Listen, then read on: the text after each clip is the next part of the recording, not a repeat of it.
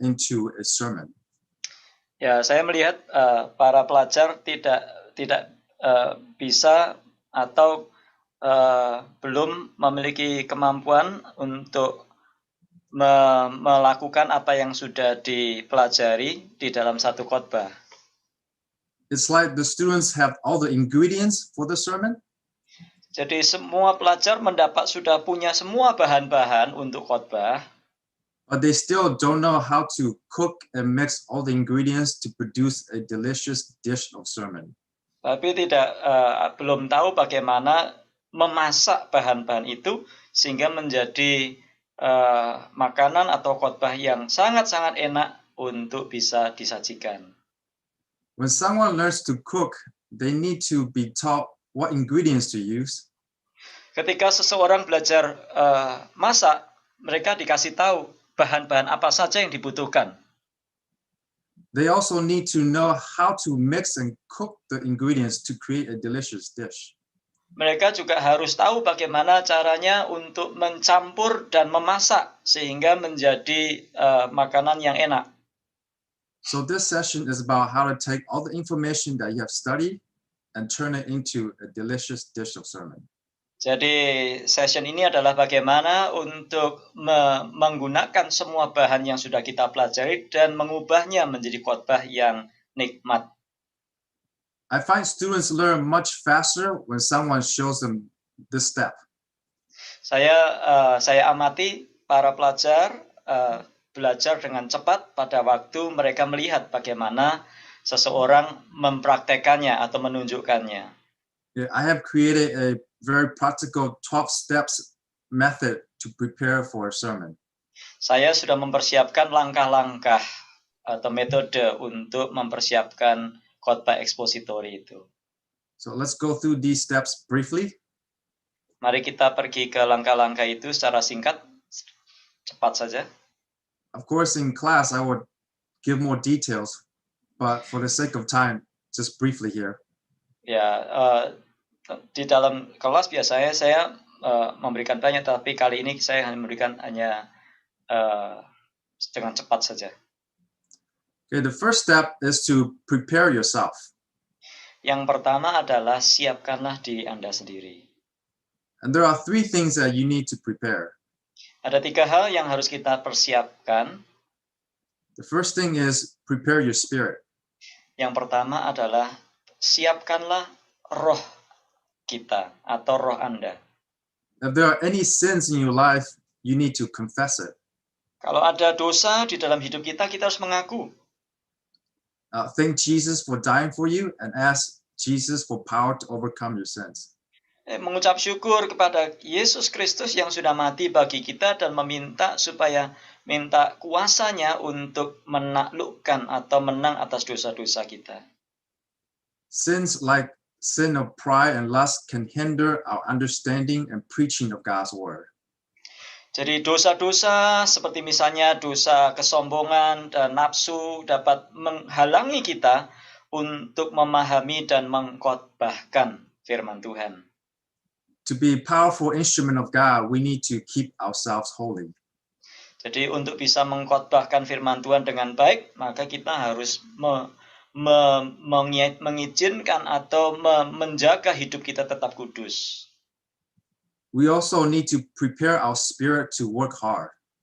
Dan kita juga harus mempersiapkan diri kita atau mempersiapkan roh kita untuk bekerja dengan keras. 2 Timothy 2:15 says, "Do your best to present yourself to God as one approved, a worker who has no need to be ashamed, rightly handling the word." Ayatnya dari 2 Timotius 2:15.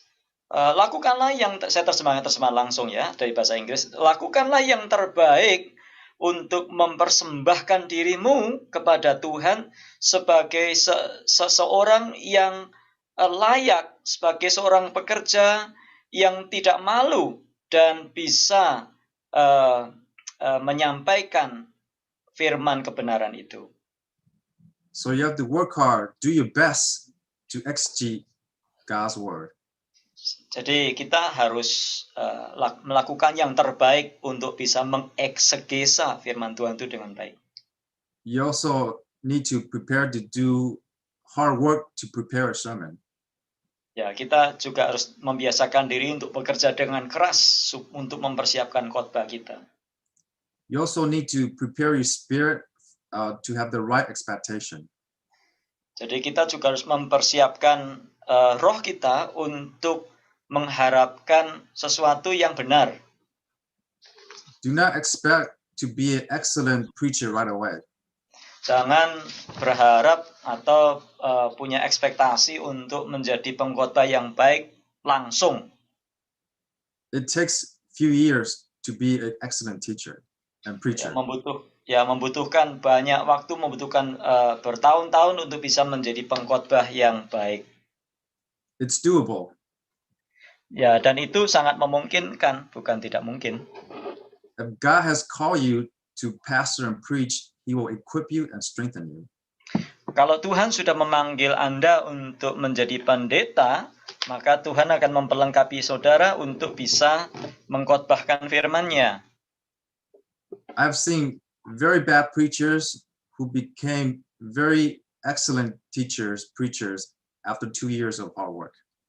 Saya sudah menyaksikan bagaimana seorang pengkhotbah yang nggak bagus, ya dalam waktu 2 tahun, dia tiba-tiba bisa menjadi seorang pengkhotbah yang sangat-sangat baik. So you need to have the right expectation. Jadi Anda harus memiliki satu pengharapan yang betul, yang benar. Now the second thing you need to prepare is your time and place. Yang kedua adalah bahwa kita harus to analyze the passage or what? Oh no, this is still in step 1. Oh, oke. Yang kedua kita harus mempersiapkan waktu dan tempat kita. Set a time to study when you are fresh and alert. Dan kita harus membiasakan diri untuk mengatur waktu supaya kita ini segar dan sangat-sangat peka. And a place where you will not be distracted or interrupted. Dan sediakanlah tempat di mana kita itu tidak gampang atau tidak banyak gangguan. And the third thing you need to prepare is your resources. Dan yang ketiga yang harus kita siapkan adalah sumber-sumber atau materi-materi yang kita harus sediakan. Get all of them ready so you can study the passage. Buatlah semuanya itu siap sehingga kita bisa mempelajari perikop atau bagian firman yang kita akan pelajari. Okay, once you prepare yourself, okay, now let's go to step number 2, which is analyze the passage. Nah, langkah yang kedua setelah kita mempersiapkan diri kita yang kedua adalah menganalisa perikop atau bagian firman yang akan kita ambil. Now, this step is what Tim taught yesterday. Jadi bagian ini adalah menganalisa perikop ini adalah apa yang Pak Tim sudah sampaikan kemarin. So I'm not going to go into details about this step. Jadi saya nggak akan bicara lagi hal ini secara detail. Now we ask you to analyze Colossians 1 verses 9 to 14 for today's session. Ya, masih ingat kemarin saya sudah minta saudara mempersiapkan diri dengan Kolose pasal 1 ayat 9 sampai 14 untuk session ini, bukan? I'm not going to the details of how I analyze this passage. Sekali lagi saya tidak akan secara detail tentang bagaimana saya menganalisa bagian ini. But you can compare your analysis for my analysis as we move along. Tapi Anda bisa membandingkan apa pekerjaan analisa Anda kemarin itu dari Kolose 1, 9, 14 dengan apa yang sudah saya lakukan sementara kita berjalan terus nanti. So let's go to the next step, which is step number 3, meditate on the passage. Mari kita ke langkah yang ketiga, yaitu merenungkan bagian atau perikop yang kita pelajari di Alkitab itu. After you have analyzed the passage, you also need time to meditate on God's word. Setelah Anda menganalisa bagian itu, Anda juga perlu waktu untuk merenungkan atau merenungkan firman Tuhan itu. Do not expect to know everything and be ready to preach God's word just by studying it for a few hours. Jadi jangan berharap Anda tahu semua, mengerti semua, dan siap untuk berkhotbah hanya dengan mempelajarinya dalam beberapa jam. Psalm 1 verses 2 to 3 says that when we meditate on God's word and seek to obey him, God will prosper our desire to obey him. Ya, Mazmur 1 ayat 2 sampai 3 berkata, pada waktu kita merenungkan firman Tuhan dan mentaatinya, maka Allah akan membuat apa yang kita lakukan berhasil. He will fulfill our desire to preach God's word. Dia akan memenuhkan kerinduan kita untuk mengkhotbahkan firman Tuhan. Meditation is a key to preaching. Jadi perenungan atau meditasi adalah satu kunci untuk mengkhotbahkannya. Is what makes preaching supernatural. Ini yang menjadikan khotbah itu supernatural. Because it allows the Holy Spirit to help us to understand God's word. Karena kita mengizinkan Roh Kudus untuk menolong kita untuk memahami firman Tuhan, to love his word and to obey his word and to preach it with passion and accuracy. Untuk mengasihi firman-Nya dan untuk mentaati firman-Nya dan untuk mengkhotbahkannya dengan satu kesungguhan, dengan satu keakuratan, dengan satu ketepatan. Meditation should be done throughout your preparation for a sermon. Jadi perenungan atau meditasi harus dilakukan sepanjang atau menyeluruh selama persiapan selama Anda mempersiapkan khotbah itu. You should meditate on what the main point is. Anda harus merenungkan pokok utamanya itu apa, main point-nya apa.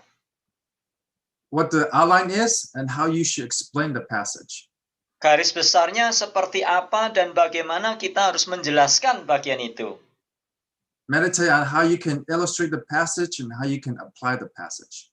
Renungkan bagaimana kita akan memberikan ilustrasi dari bagian itu dan bagaimana kita dapat mengaplikasikan bagian itu. Now, once you meditate, you're ready to move to step number 4, which is to determine the main theme of the passage. Jadi setelah kita bagian 3 merenungkan bagian itu, maka bagian yang keempat adalah menentukan tema utama dari bagian atau perikop itu. Now let's look at Colossians 1, our passage. Mari kita lihat bagian atau perikop yang sudah dipersiapkan, Kolose 1 ayat 9 sampai 14. What is the main thing here? Apa tema utamanya apa kira-kira? Colossians belongs to the epistle genre.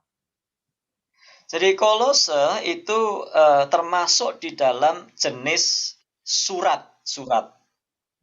And in this genre, grammar is very important. Di dalam genre ini, di dalam jenis ini, tata bahasa sangat-sangat penting. It's less important in narrative genre. Sangat kurang penting di dalam jenis tulisan atau narasi.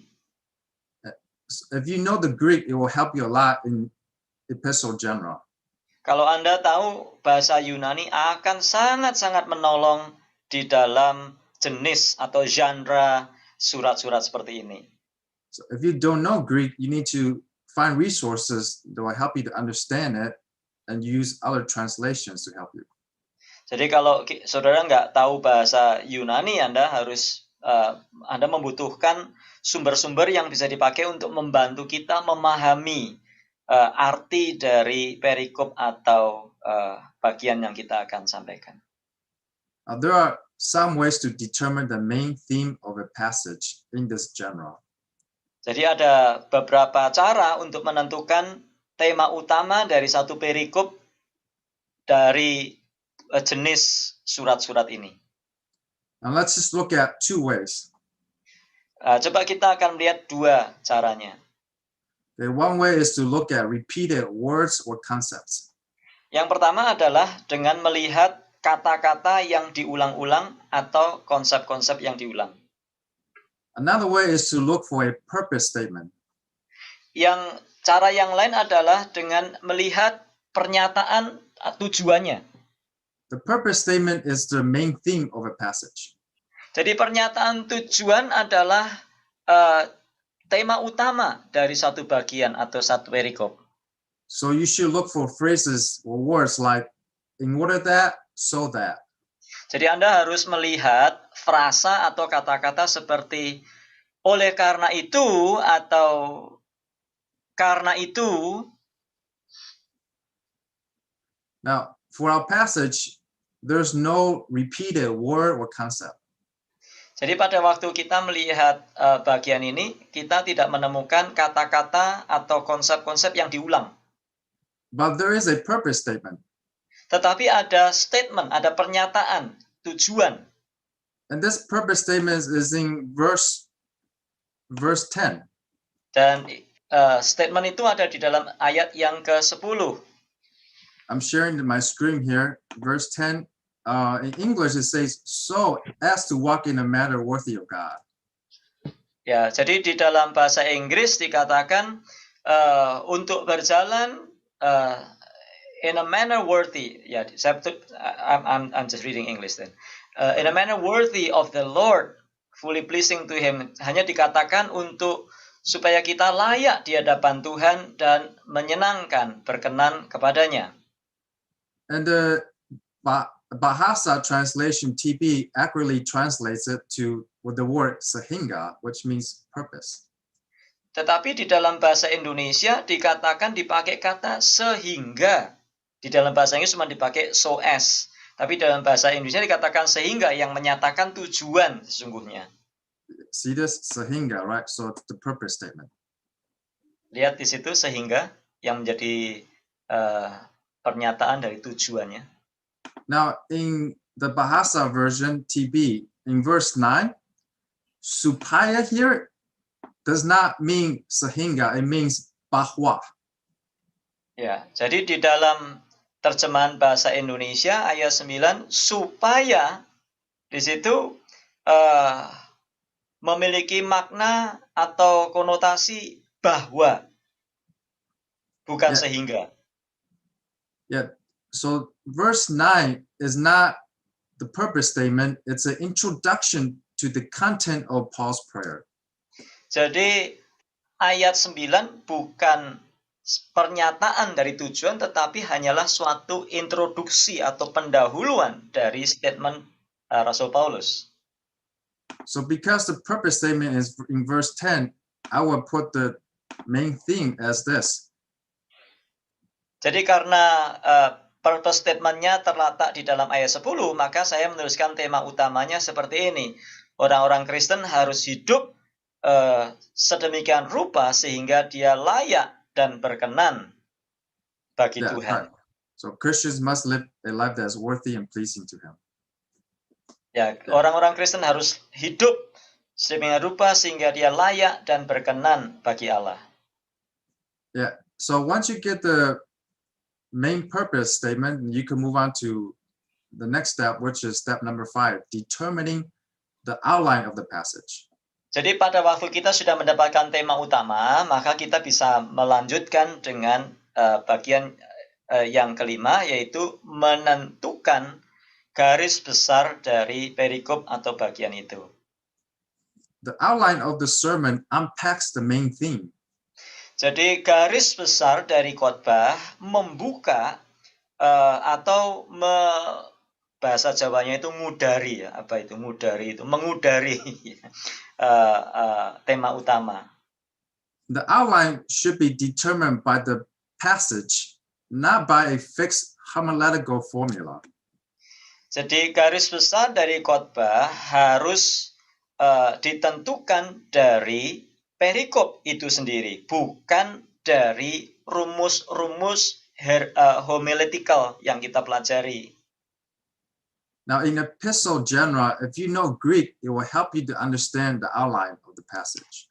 Jadi dari jenis tulisan seperti surat ini, kalau Anda tahu bahasa Yunani, akan menolong Anda untuk memahami garis besar dari suatu bagian atau perikop. Now, if you don't know Greek, you should remember that in the epistle genre, Kalau Generally Anda tidak speaking, I'm sorry, go ahead.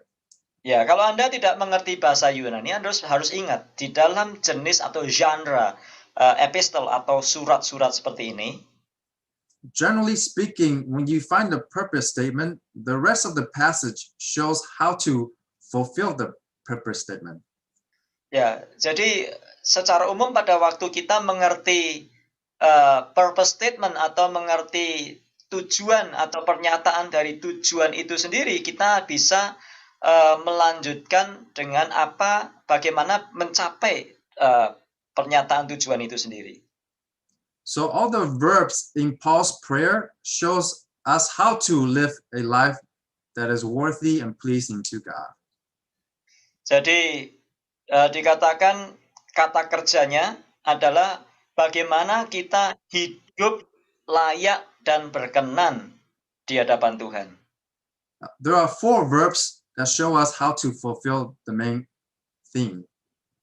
Ada 4 kata kerja yang menunjukkan kepada kita bagaimana memenuhi tujuan itu tadi, hidup layak dan berkenan di hadapan Tuhan. Remember, Tim mentioned that the outline answers the how question. Jadi Pak Tim kemarin sudah menunjukkan bahwa garis besar menjawab pertanyaan how atau bagaimana. This is the case here. Ini adalah kasusnya di sini nih. Now there are 4 verbs that show us how to fulfill this main goal.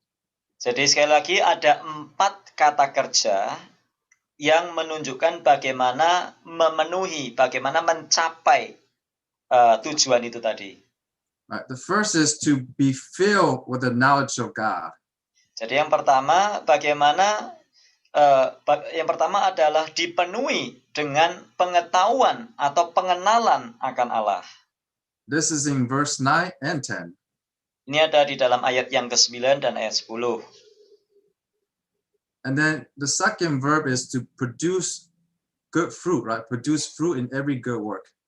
In verse Jadi 10. yang kedua adalah untuk menghasilkan buah di dalam segala perbuatan baik. And the third one is be strengthened by his power in verse 11. Yang ketiga ayat yang ke-11 dengan dikuatkan oleh kuat kuasanya. And the last one is be thankful for your salvation in verses 12 to 14. Yang terakhir yang keempat ayat yang ke-12 sampai 14 adalah mengucap syukur untuk keselamatan kita. Now, because the outline lists 4 ways Christians can live a life that is pleasing and worthy of God. Jadi karena garis besarnya memberikan kepada kita 4 cara orang-orang Kristen dapat hidup sedemikian rupa sehingga layak dan berkenan di hadapan Tuhan. So I changed the main theme a little bit to 4 ways to live a life, right? That is pleasing Jadi to saya mengubah temanya sedikit menjadi 4 cara untuk bisa hidup sedemikian rupa sehingga kita layak dan berkenan. Now, once you have the main theme and the outline, then you have the skeleton of your sermon. Jadi pada waktu kita memiliki tema utama dan garis besarnya, kita sudah punya tulang-tulang dari khotbah kita sendiri. And this accurately reflects the author's intent. Dan hal ini secara akurat mencerminkan maksud dari sang penulis. We are not making this up. Kita nggak bikin-bikin semau kita. Okay, next you need to fill your skeleton with meat by explaining each point. Nah, sekarang langkah selanjutnya Anda harus mengisi atau memperlengkapi tulang-tulang tadi dengan daging sehingga dengan cara menjelaskan setiap poin yang ada. And by using illustrations and applications. Dengan menggunakan ilustrasi-ilustrasi dan aplikasi-aplikasi atau penerapan tentunya. Okay, so once you have the skeleton, you now move on to step number 6, which is to write your explanation of the passage. Jadi setelah kita memiliki tulang-tulang atau kerangkanya tadi, kita sekarang beralih ke nomor 6, yaitu menulis penjelasan dari perikop atau bagian itu. Okay, so what you have analyzed about the text in step 2, it will determine how you explain these passages. These points. Jadi apa yang kita telah analisa dari bagian di langkah yang kedua akan menolong kita untuk bisa menjelaskan setiap poin dengan baik. Now, in this step, you are writing the explanation of the main theme and each outline point. Jadi di langkah atau di bagian ini Anda menulis suatu penjelasan dari tema utama dan setiap poin di garis besar. Now, it is best to write a full manuscript for your sermon. Saya anjurkan sangat baik untuk menulis naskah-naskah Anda itu secara penuh untuk khotbah Anda. Especially if you are new. Khususnya kalau Anda itu masih baru, pengkhotbah yang baru. I find students who write their sermons completely improve much faster and better. Jadi saya menemukan para pelajar yang menulis khotbah mereka itu dengan penuh, maka mereka itu berkembang dengan cepat sekali. Most students are disorganized in their thought. Kebanyakan para pelajar sangat tidak organize, sangat tidak tertata dengan baik di dalam pola berpikir mereka. But when they write down the explanation, they can organize it better. Tapi pada waktu mereka menulis penjelasannya, mereka bisa menata itu dengan baik. Students who do not write it down tend to be disorganized and hard to follow. Jadi para pelajar yang malas nulis seperti itu biasanya nggak tertata dengan baik di dalam penjelasan mereka, membingungkan. They may be very passionate, but it's hard to understand them. Mereka mungkin bersemangat sekali, ya, tetapi sulit sekali untuk memahaminya. And oftentimes they make no sense. Ya, sering sekali nggak masuk akal. I know some students don't like to write down a full manuscript. Saya tahu bahwa banyak pelajar tidak suka menulis naskahnya atau bahan khotbahnya secara penuh. Because it affects their delivery. Karena mempengaruhi cara penyampaiannya, cara berkhotbahnya. Now, if you are one of those, I suggest that you still need to organize your thoughts in your head first. Kalau Anda adalah orang yang saya sebutkan tadi, Anda masih tetap perlu mengorganisasi, menata ulang cara berpikir Anda dengan lebih baik lagi. So I suggest you at least write a detailed outline. Saya anjurkan Anda setidaknya menulis detail secara sampai bagian yang kecil-kecil, outline-nya itu seperti apa. A detailed outline is when you write down key points of your explanation. Jadi detail outline adalah waktu kita menulis poin-poin utama untuk yang akan kita jelaskan. Explanation is a skill. Jadi penjelasan adalah suatu keahlian atau keterampilan, ya. And with all skills, you can improve on it by working hard and do it often. Dengan semua kemampuan keterampilan yang ada, Anda akan bertumbuh atau berkembang menjadi lebih baik dengan bekerja keras dan melakukannya secara sering. And you can improve by understanding the Bible more. Dan Anda bisa berkembang dengan cara mempelajari Alkitab lebih lagi. Now, when you try to explain the main theme and the outline, focus on answering the what, the why, and the how questions. Jadi pada waktu kita mencoba untuk menjelaskan tema utama dari garis besar, fokuslah untuk menjawab apa, mengapa, dan bagaimana.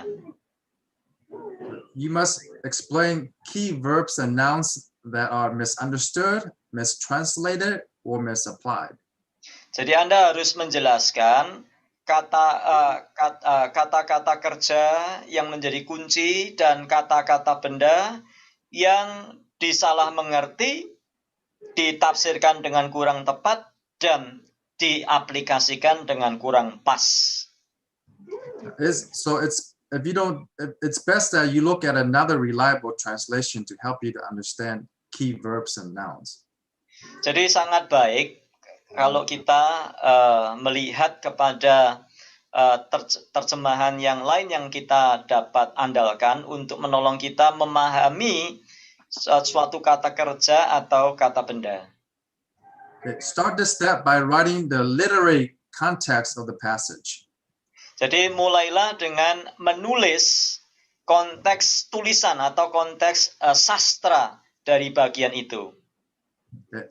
You write down, how does this passage fit into the main point of the whole epistle? Bagaimana bagian ini cocok atau pas dengan tema utama dari keseluruhan surat ini? And how does this passage relate to the passage above? Bagaimana perikop ini berhubungan dengan perikop yang di atasnya? So I will write the literary context something like this. Jadi saya akan menulis konteks tulisan atau sastra itu seperti ini. Coba perhatikan di sini.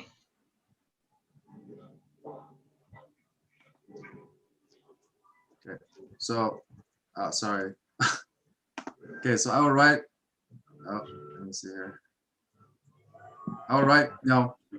Paul wrote this inspired authoritative letter to the believers. Can you just do you want to just translate this? Oh yeah, sure, I'll do that. Yeah. Jadi Paulus menulis surat yang diilhamkan dan berwibawa ini kepada orang-orang percaya di Kolose supaya dengan maksud untuk mendorong mereka untuk terus-menerus hidup di dalam Kristus dan menunjukkan kepada mereka bagaimana mereka bertumbuh secara rohani di dalam Kristus. Di dalam bagian sebelumnya, ayat 1-8, Rasul Paulus mengucapkan terima kasih kepada Allah untuk keselamatan atas orang-orang Kolose ini. Dia mengetahui, dia tahu bahwa mereka adalah orang-orang percaya oleh karena iman mereka, oleh karena kasih mereka, dan oleh karena pengharapan mereka. Yeah, so once you introduce the literary context, and then after the literary context, you introduce the main theme. Ya, jadi setelah Anda menjelaskan literary konteksnya, jadi konteks sastranya, konteks tulisannya, jadi sekarang kita menjelaskan, kita memperkenalkan tema utamanya. Do you want to read it? John? Read now as those who have faith. Okay. Okay. Jadi sekarang sebagaimana mereka telah memiliki iman, kasih dan pengharapan, Rasul Paulus menghendaki mereka supaya bertumbuh imannya atau bertumbuh secara rohani dengan hidup sedemikian rupa sehingga mereka itu layak dan berkenan di hadapan Allah.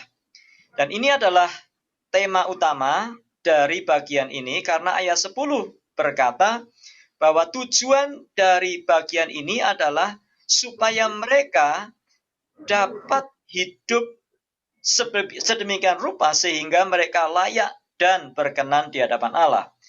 Di dalam di bagian selanjutnya dari bagian ini, Rasul Paulus memberikan 4 cara atau 4 jalan bagaimana untuk hidup berkenan dan layak di hadapan Tuhan. Once you explain the literary context and the main theme, then you explain each outline point. Ya, jadi setelah Anda menjelaskan di depan tadi sudah dijelaskan konteks sastra atau tulisannya, kemudian memperkenalkan tema utamanya, sekarang Anda tinggal menjelaskan setiap poin dari garis besar yang ada. And it's also important that you use the principle scripture interprets scripture. Ya, jangan pernah lupa bahwa firman menafsirkan firman. When you explain the text, do not use your own personal experience to explain Jadi the text. pada waktu Anda menjelaskan teks dari Alkitab, sekali lagi jangan pakai pengalaman pribadi. It must be from the Bible. Harus dari Alkitab. Okay. For example, let's look at verse 9, the first outline point. Coba contohnya di dalam ayat yang ke-9, garis besar yang pertama. Okay. What does it mean to be filled with the Spirit? Oh, I'm sorry, what to be filled with God's word? Ayo, apa ini maksudnya? Dipenuhi dengan pengenalan akan Allah. Now, I know the Bahasa translated as to receive God's word. Jadi di dalam bahasa Indonesia dikatakan untuk menerima pengenalan akan Allah. But if you look at another translation, the Sheila Bear translation, it should be translated as be filled with God's or with the knowledge of God. Jadi pada waktu di dalam bahasa Indonesia diterjemahkan dan kamu memberi buah dalam segala pekerjaan yang baik dan bertumbuh dalam pengetahuan yang benar tentang Allah. Tapi kalau Anda lihat dari terjemahan Sheila Bear, dikatakan di situ yang dimaksud adalah dipenuhi dengan pengetahuan yang benar tentang Allah. You see, it translates as fill, not receive. Lihat di sini, dipenuhi, bukan menerima. Dalam bahasa Indonesia dikatakan supaya kamu menerima segala hikmat dan pengertian benar untuk mengetahui kehendak Allah. Tapi sebetulnya kata yang dipakai bukan menerima, tetapi dipenuhi. Yeah, you could check this by looking at SEPA, the interlinear. Ya, Anda bisa Yeah, Anda go bisa ahead. lihat dari Sabda, itu websitenya ada di situ, dan pergi ke interlinear. And you could click on the word menerima. Bisa lihat di dalam, klik di kata menerima, Right, it shows you the Greek here dan menunjukkan bahasa Yunaninya di situ, and gives you the basic definition here. dan memberikan kepada kita pengertian dasarnya. And you can use Google Translate to translate into Bahasa. Jadi kalau yang bahasa Inggrisnya kurang bagus ya pakai Google Translate lah ya, supaya bisa kita menerjemahkan dalam bahasa Indonesia. It would be great if somebody can translate this into Bahasa here on this website. Ya, sangat bagus kalau ini bisa diterjemah. Seseorang bisa menerjemahkan ini dalam bahasa Indonesia ya. So once you understand this, you need to tell people, hey, this is the right translation is to be filled with God's, the knowledge of God, to be filled with His word. Jadi Anda bisa mulai menjelaskan kepada para pendengar, ini loh, terjemahnya itu maksudnya supaya kita itu dipenuhi, dipenuhi dengan pengenalan atau pengetahuan tentang Allah atau pengenalan akan Allah. Because God does not just want us to receive His word and leave it somewhere and forget it. Jadi Tuhan Allah bukan sekedar mau kita itu menerima firman-Nya dan menaruhnya, membiarkannya dan melupakannya. We need to be filled. We need to fill our mind with God's word. Kita harus mengisi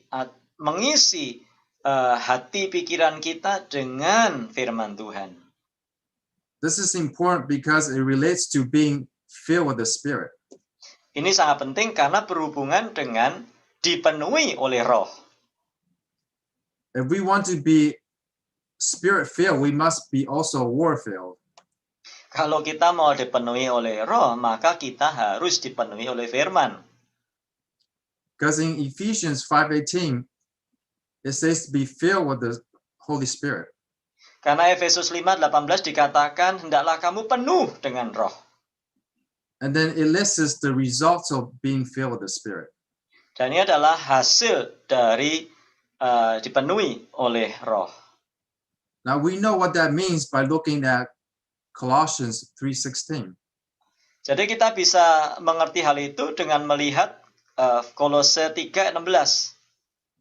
Colossians 3:16 says to be filled, right? To let the word of God dwell richly in you. Kolose pasal 3 ayat 16 dikatakan, hendaklah perkataan Kristus diam dengan segala kekayaannya di antara kamu. So to be filled with the Spirit, we must be filled with God's word. Jadi supaya dipenuhi oleh roh, maka kita harus dipenuhi oleh perkataan, oleh firman Allah. Then in your explanation, you should explain the why question. Why is it important to be filled with God's word in order to please Him?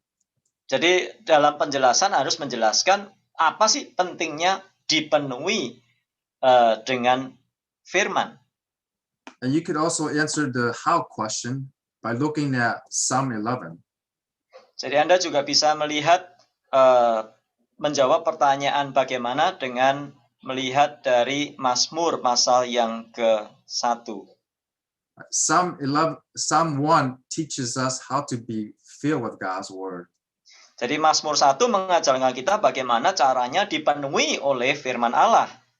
It says that we must be meditating on God's word day and night. Kita harus merenungkannya siang dan malam. And we must delight in God's word. Kita harus suka, menyukai firman Allah.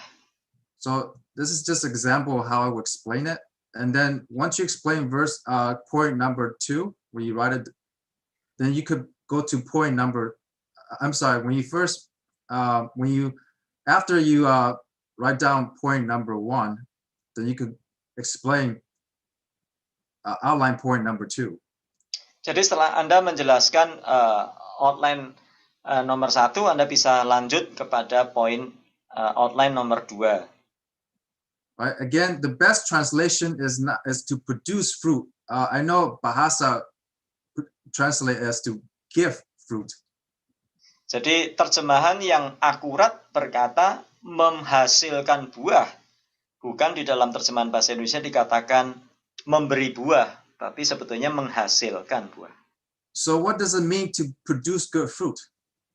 Maksudnya apa sih? Menghasilkan buah itu apa maksudnya? This is where scripture interprets scripture comes in.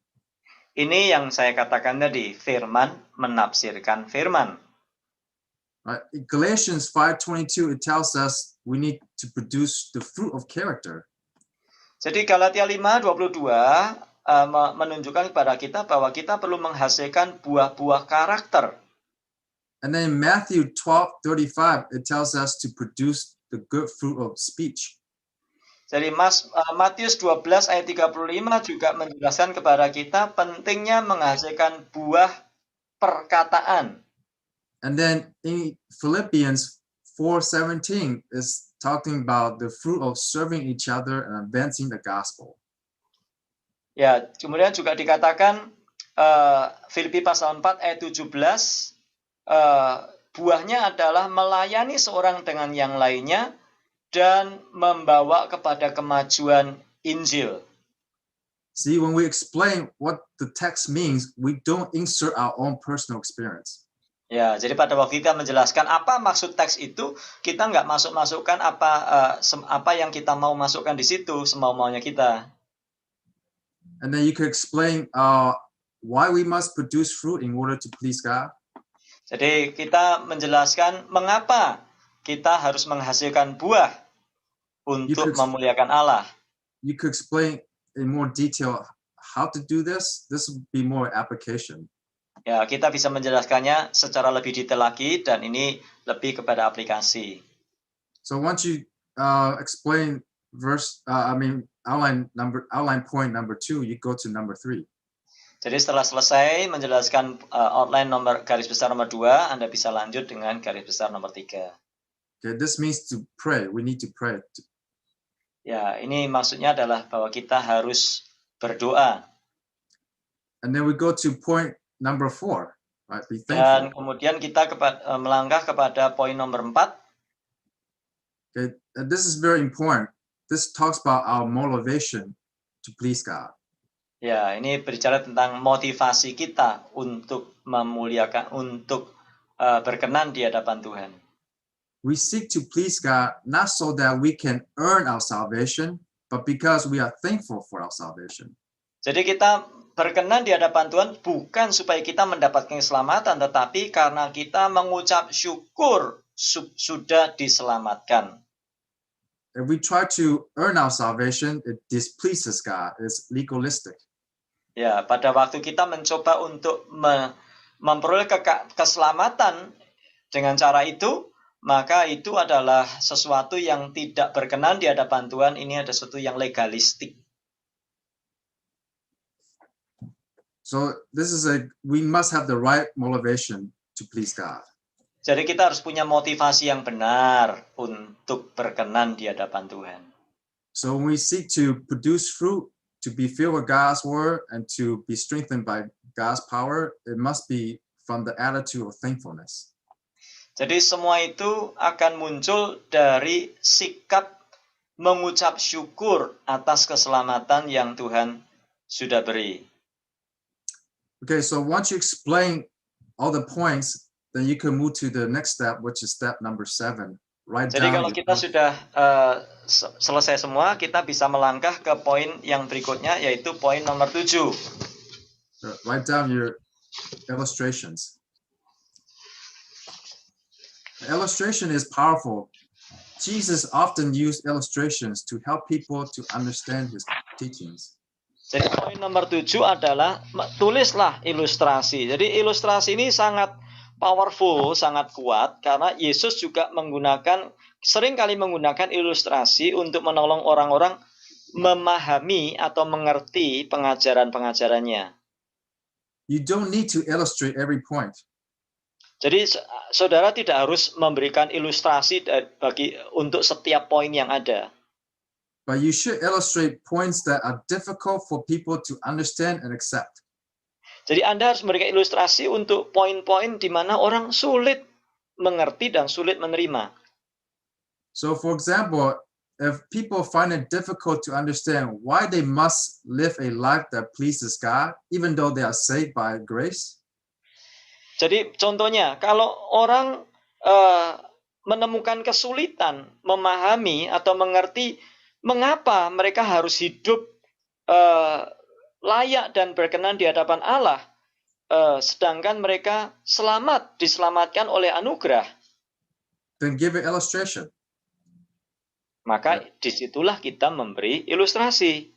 So you can give an illustration like, well, if a child who is loved by his parents, the child should please the parents out of love, not because the child is trying to earn his relationship from the father. Jadi ini seperti seorang anak yang dikasih oleh orang tuanya. Orang tuanya sudah memberikan segala-galanya bagi anaknya. Jadi anaknya melakukan hal yang benar bukan supaya mendapatkan relasi orang tua dan anak, tetapi oleh karena orang tuanya sudah memberikan yang terbaik. His parents have done so much for him and sacrificed so much for this child. Jadi orang tuanya sudah memberikan yang terbaik, bahkan berkorban banyak untuk anaknya. It is only right and honorable for the child to live a life that pleases his parents.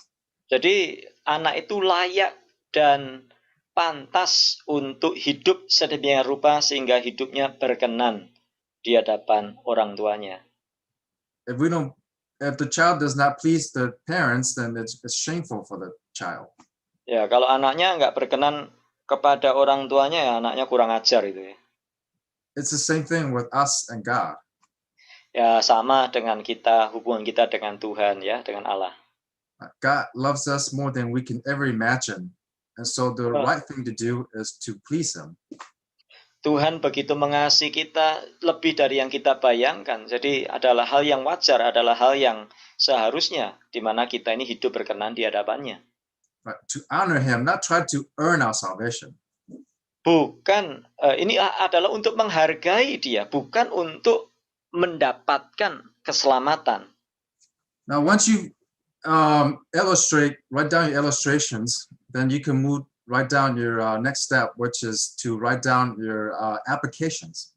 Jadi setelah menulis ilustrasi, langkah berikutnya adalah menulis aplikasi-aplikasi. You could choose to give each outline point an application. Saudara boleh memilih untuk memberikan bagi setiap garis besar itu aplikasi. Or you could choose to just give applications to some points. Atau Anda bisa juga memberikan aplikasi hanya untuk beberapa poin. It depends on how much time you have and what your congregation needs. Ya, tergantung kepada waktunya itu cukup nggak atau apa yang dibutuhkan untuk jemaat. For example, you can give the application of how to be filled with the knowledge of God. Misalnya, Anda bisa memberikan aplikasi tentang bagaimana dipenuhi dengan pengetahuan akan Allah. And here you can actually share your personal way of applying this.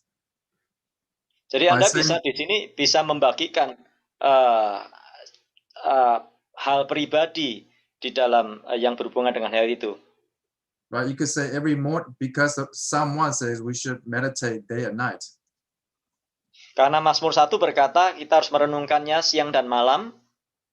So in the morning we can get up and then meditate on God's word for 15 minutes or however it could be 10 minutes, 15 minutes or 20 minutes. It's not in the Bible. Ya, jadi kita bangun pagi-pagi untuk merenungkan firman Tuhan. Entah 5, 10, 15 menit, ya nggak tahu. Itu kan nggak tertulis di Alkitab berapa menitnya. So when you explaining application, you're answering the how question. Jadi waktu Anda menuliskan aplikasi, Anda menjawab pertanyaan tentang bagaimana. Once you finish writing down the applications, then you're ready to move to the next step, which is step number 9. Jadi setelah Anda menuliskan aplikasi-aplikasi atau penerapan, Anda siap untuk masuk ke langkah yang ke-9. Which is write down your introduction and your conclusion. Langkah ke-9 yaitu menulis pendahuluan dan penutup. Do not write down your introduction before you understand the passage's main theme and the outline and the applications. Ya, jangan menulis pendahuluan sebelum Anda menuliskan yang sudah dibahas tadi, yaitu tema utama, ya, dan yang lain-lainnya tadi. You will waste a lot of time if you write down introduction first. Jadi Anda akan habiskan banyak waktu kalau Anda mencoba untuk menulis pendahuluan sebelumnya atau pada awalnya, sebelum tema utama, sebelum yang lain-lainnya tadi. Because most likely you will get it wrong and need to change it. Ya, sebab biasanya Anda akan itu adalah sesuatu yang nggak tepat. I have met many pastors who made this mistake. Saya sudah bertemu dengan banyak pendeta yang melakukan kesalahan seperti ini. Even though they have been pastoring for many years. Walaupun mereka sudah menjadi pendeta atau gembala selama bertahun-tahun. They wasted a lot of time and energy. Mereka menyia-nyiakan banyak waktu dan tenaga. So don't write the introduction first. Jadi ingat ya, jangan nulis pendahuluan lebih dulu. Introduction becomes very easy once you understand the main theme and the application or the implications of this passage. Jadi pendahuluan itu gampang kok. Gampang kalau kita itu mengerti tema utama, aplikasi atau implikasi dari perikop itu. Because the most powerful way of using introduction is to reinforce the application or implication. Sebab biasanya cara yang paling baik atau powerful atau paling kuat adalah menggunakan pendahuluan adalah untuk memperkuat, menegaskan suatu aplikasi atau implikasi dari bagian atau perikop itu sendiri. You can capture the audience attention in the beginning by introducing uh, a solution that the passage solves. You could capture the audience attention by introducing a problem that the passage gives a solution to. Ya, Anda bisa menangkap perhatian para pendengar dengan cara memberikan atau menjelaskan suatu masalah yang di mana bagian atau perikop Alkitab itu memberikan jawaban bagi masalah itu sendiri. Now, so you could write something like this for our passage. Misalnya kita bisa menulis seperti ini untuk bagian yang kita akan khotbahkan. You know, have you wonder how to grow spiritually but don't know how to? Apakah Anda ingin tahu bagaimana Anda bertumbuh secara rohani tapi Anda nggak tahu bagaimana caranya? No, I have heard of many different ways for Christians to grow spiritually. Saya sudah mendengar banyak cara yang berbeda untuk orang-orang Kristen bertumbuh secara rohani. Some say we need to do nothing and wait for God to change us. Banyak yang bilang, ya sudah nggak usah ngapa-ngapa, kita tunggu saja, nggak usah bikin apa-apa, tunggu saja Tuhan untuk mengubah kita. But let's find out what the Bible has to say about spiritual growth. Tapi coba ayo kita lihat di dalam Alkitab, apa yang Alkitab katakan tentang bagaimana kita harus bertumbuh. Because this passage is talking about how to grow spiritually. Bagian ini mengajarkan kepada kita bagaimana supaya bertumbuh secara rohani. When we grow spiritually by seeking to please God. Kita bertumbuh secara rohani dengan cara bagaimana kita berusaha untuk kita ini berkenan di hadapan Tuhan. Okay, once you write down the introduction, then you can work on your conclusion. Ya, setelah Anda menulis pendahuluan, baru Anda menulis penutupnya seperti apa. For conclusion, it's best to summarize the main theme and the outline points. Ya, jadi penutup yang terbaik adalah menyimpulkan tema utama dan poin-poin setelah poin utama. Right? If possible, you should solve the problem that you introduce in the introduction. Ya, kalau memungkinkan, Anda harus memberikan jalan keluar dari masalah atau problem yang sudah kita nyatakan pada waktu kita memberikan introduksi atau memberikan pendahuluan dari khotbah itu. But many people give us the wrong way to grow spiritually. Jadi banyak orang memberikan kepada kita cara yang salah untuk bertumbuh secara rohani. But this passage shows us how to grow spiritually. Tetapi ayat atau bagian ini perikop ini menunjukkan kepada kita bagaimana cara bertumbuh secara rohani. Yeah, and in the conclusion, you could also give a story of how a person grew spiritually by following these steps. Ya, di bagian penutup mungkin Anda bisa memberikan satu cerita bagaimana seseorang bertumbuh secara rohani dengan mengikuti langkah-langkah ini. It's a very powerful way of using stories at the end. Ya, sangat powerful untuk menggunakan cerita di bagian penutup di khotbah kita. Okay, so once you finish all this, then you have your first rough draft of your sermon. Jadi setelah Anda menyelesaikan semuanya ini, Anda memiliki draft kasar dari khotbah Anda. And then you can move on to the next step, which is step number 10. Dan kemudian Anda bisa melangkah kepada langkah selanjutnya, yaitu langkah nomor 10. Work on your wording. Lakukanlah atau work on wording itu jadi lakukanlah sesuatu dalam perkataan Anda dengan kata-kata yang Anda sudah tuliskan tadi. In seminary, I took an elective class just on how to do this step. Ya, di seminari Pak John ini mengambil kelas pilihan, kelas elektif hanya tentang bagaimana untuk menggunakan kata-kata dengan baik. You should use a lot of words that are concrete and provokes imagination. Jadi Anda harus menggunakan banyak kata yang konkret dan menusuk kepada dan menantang kepada imajinasi seseorang. Don't fill your sermons with tons of abstract theological words that people don't understand. Jangan memenuhkan khotbah Anda itu dengan kata-kata banyak sekali bertonton kata yang abstrak, yang nggak jelas, dan juga kemudian dengan kata-kata yang teologis yang orang nggak ngerti.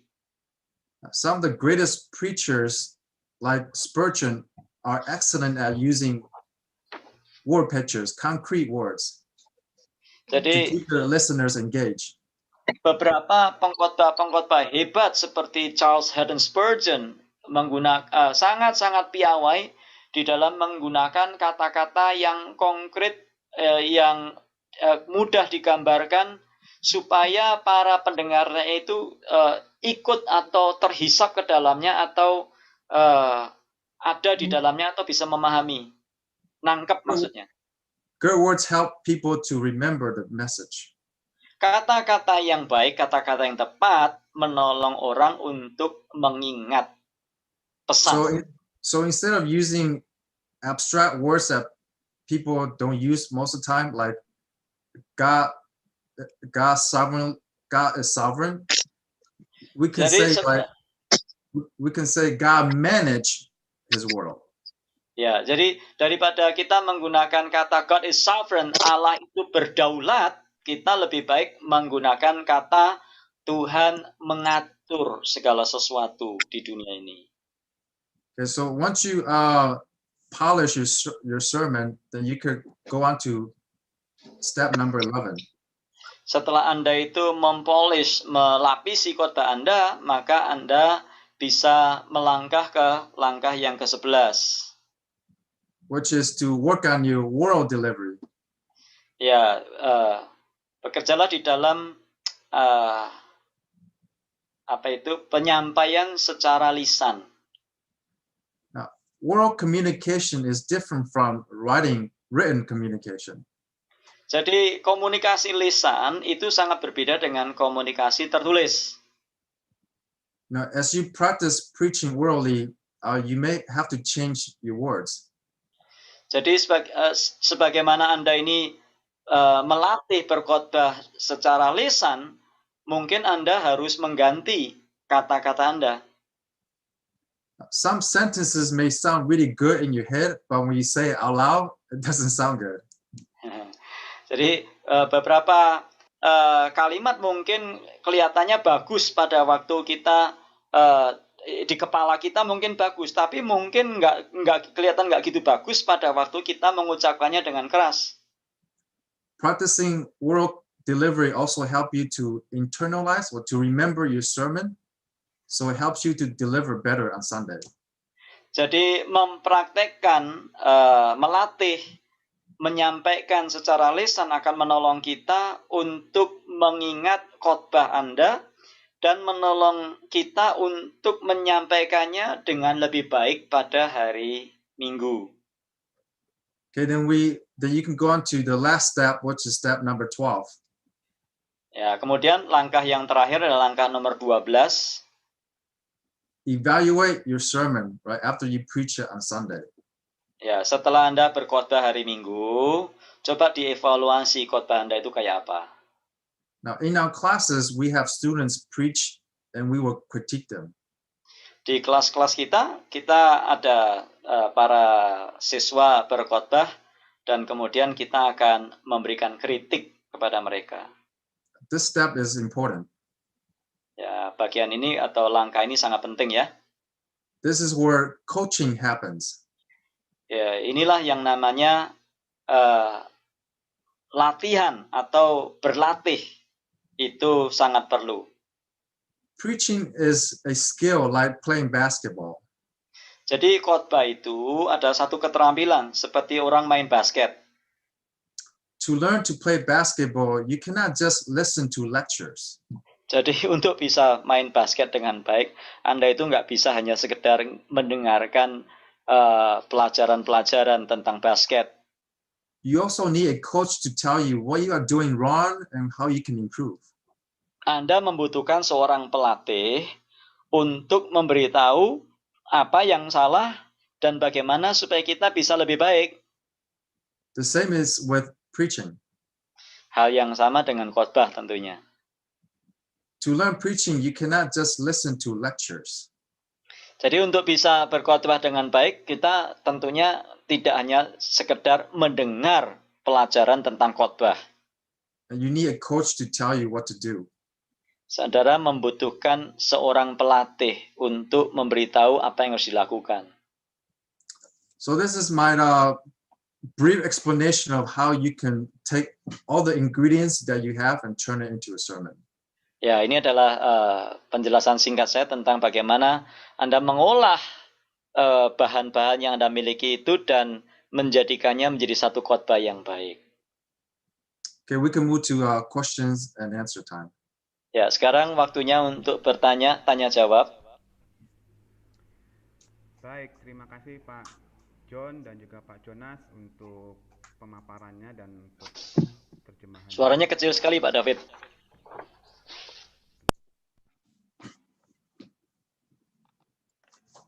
Baik, terima kasih sekali lagi untuk Pak Jonas dan juga Pak John yang sudah menyampaikan materi pada hari ini dengan judul Practice of Expository Preaching. Di chatroom baru ada dua pertanyaan. Jadi saya persilakan untuk Bapak Ibu Saudara in chat room untuk menyampaikan pertanyaannya di chatroom. Nah, sambil menunggu waktu chatroom, saya akan memutarkan video singkat sambil kita nunggu hanya sekitar 1 menit saja ya. Jadi nanti kita akan melihat bersama-sama video singkat dari STTI Yogyakarta. While we are waiting for the questions, I would like just to let you see the Silakan buat teman-teman juga untuk mempersiapkan pertanyaan yang akan disampaikan. some video clip from STII Yogyakarta.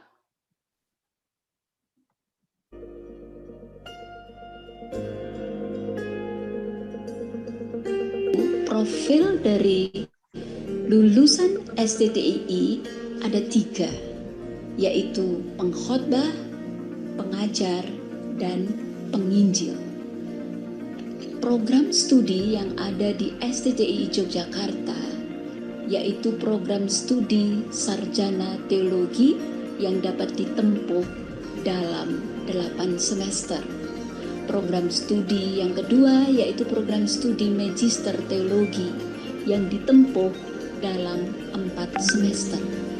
Dan program studi ketiga yaitu program studi doktor teologi yang dapat ditempuh dalam 6 sampai 8 semester. Silahkan menghubungi STTII Yogyakarta. Kami siap untuk melayani Anda semua. Baik, demikian adalah profil singkat dari STTII dengan lulusannya 3P yang sudah disampaikan oleh Ibu Deti. Baik, kita akan masuk ke dalam pertanyaan. Masih belum ada chatroom lagi, pertanyaan di chatroom, tapi sudah ada 2 pertanyaan yang akan saya sampaikan. There are 2 questions from the chat room. Jadi yang pertama, ini program yang menarik dari komentar dari Pak John Kalaka dan Pak Jimmy. Ini program yang menarik dan usulannya agar membuka program master degree kerjasama TMEI dan juga STTII Yogyakarta.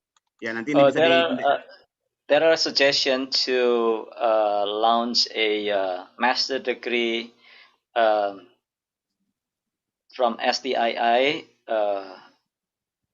along with TMAI for the expository preaching. Ya, itu cuma komentar singkat saja. This is a short brief. Oke, jadi pertanyaan yang pertama dari Pak Ihan, ini langsung saja dijawab oleh Pak John atau teman-teman dari TMAI lainnya.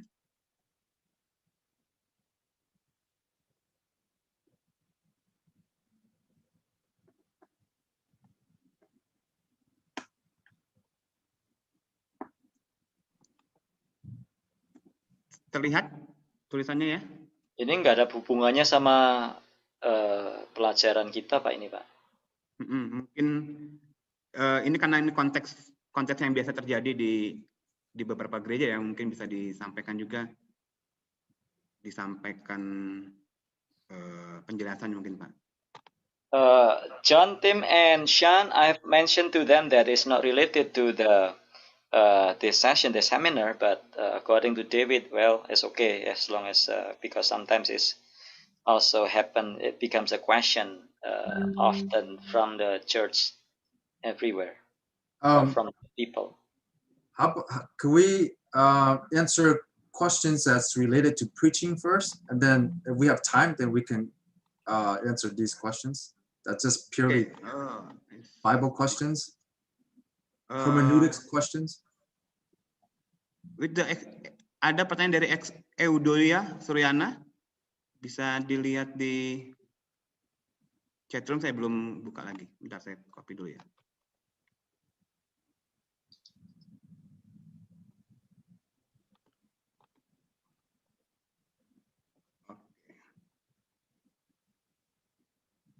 Ini pertanyaan dari tadi ya.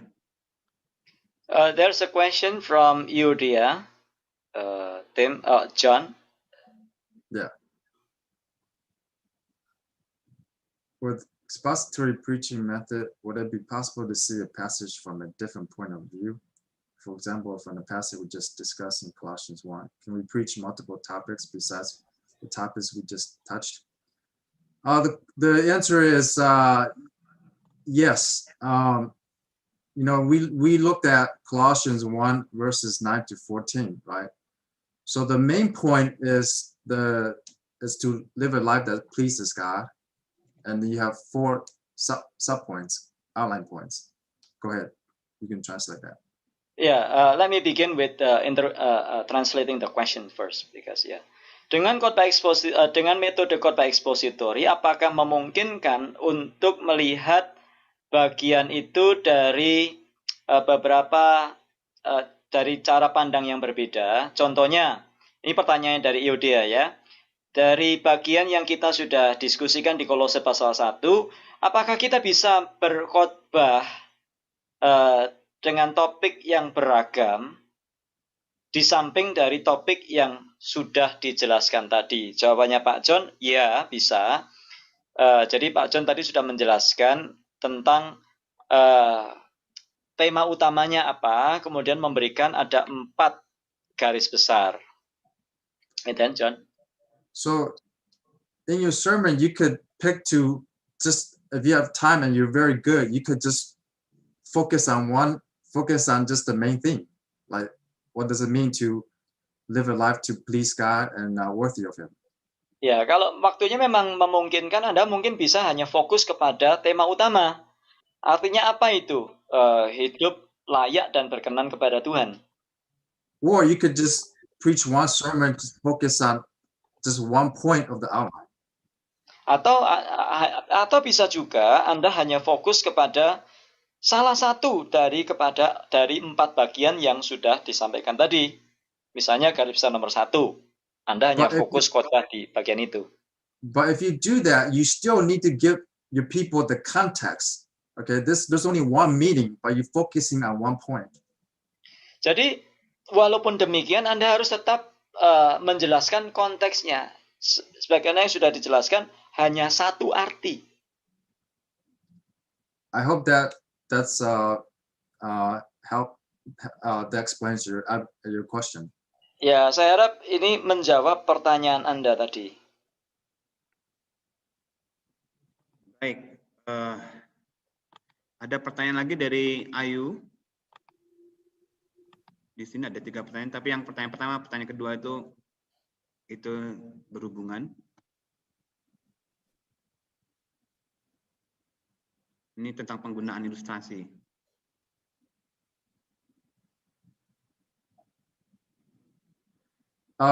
The first is no, you don't need to illustrate every point. You should illustrate points that are difficult for people to understand or accept. Ya, jadi pertanyaan dari Ayu adalah apakah perlu untuk setiap poin dari khotbah garis besar, Pak, jangan dihapus dulu Pak, belum selesai saya baca. Oke. Ya, pertanyaan pertama, apakah perlu untuk setiap poin dari garis besar khotbah itu ada ilustrasinya? Apakah kita bebas untuk tidak menggunakan ilustrasi ketika eksposisi dari bagian itu sudah jelas? Pak John tadi jawab, Anda tidak harus memberikan ilustrasi untuk setiap poin. Hanya poin yang di mana bagian itu kurang jelas atau sulit dimengerti, baru Anda itu menggunakan ilustrasi. Pertanyaan kedua, the second question was, berapa banyak ilustrasi yang Anda sarankan di dalam satu khotbah? One sermon point maksudnya apa ya? One sermon point ini maksudnya apa? Yeah, I also want to invite Dr. Carr and Dr. Ransom to chip in anytime you guys want. Ya, saya mengundang juga Dr. Carnes, Dr. Ransom untuk juga bisa masuk menjawab bagian ini. Berapa banyak ilustrasi di dalam suatu khotbah? Apakah hanya satu? Oh, maksudnya Yeah. di dalam the question number 2 is I should add it one outline, I believe. The question was Ini about satu poin, satu ilustrasi mungkin Pak nih Pak. Satu Yeah, poin, is it- misalnya ada 3 poin, satu poin, satu ilustrasi. Yeah, is it only one illustration in one point, or can be more than one point for each outline? Yeah, it's also related to the third question, right? What's the right proportion? Ya, Yeah, jadi so- masih ada hubungannya dengan yang tadi. Jadi kalau sudah jelas ya nggak perlu. Kalau yang nggak jelas ya perlu ilustrasi. Yes, you want to be careful with illustration Hati-hati ya pakai ilustrasi. because if the illustration is too long, people will remember the illustration, but not the point. Ya, kalau ilustrasinya itu panjang banget, yang diingat oleh para pendengar, oleh orang-orang bukan khotbahnya, tapi ilustrasinya. So when you illustrate it, and then you at the end you should restate the point. Ya, jadi pada akhir dari ilustrasi Anda harus membuat satu pernyataan lagi tentang ilustrasi itu untuk menjelaskan apa. And yes, one outline point should only have one illustration because you have one meaning. You just need to illustrate one meaning, not two meanings. Ya, jadi hanya perlu satu ilustrasi untuk satu garis besar karena satu poin itu hanya punya satu arti. Ya, hanya perlu satu ilustrasi untuk satu arti. Yeah, and the rule is if something is harder to understand, you may need a longer illustration. Ya, kalau sesuatu hal sulit untuk dimengerti, mungkin Anda perlu ilustrasi yang lebih panjang. Illustrations can be just 2 sentences, or or could be a paragraph. Ya, ilustrasi bisa 1 kalimat atau 2 kalimat atau bisa 1 paragraf. Could I add to that? Yeah, go ahead.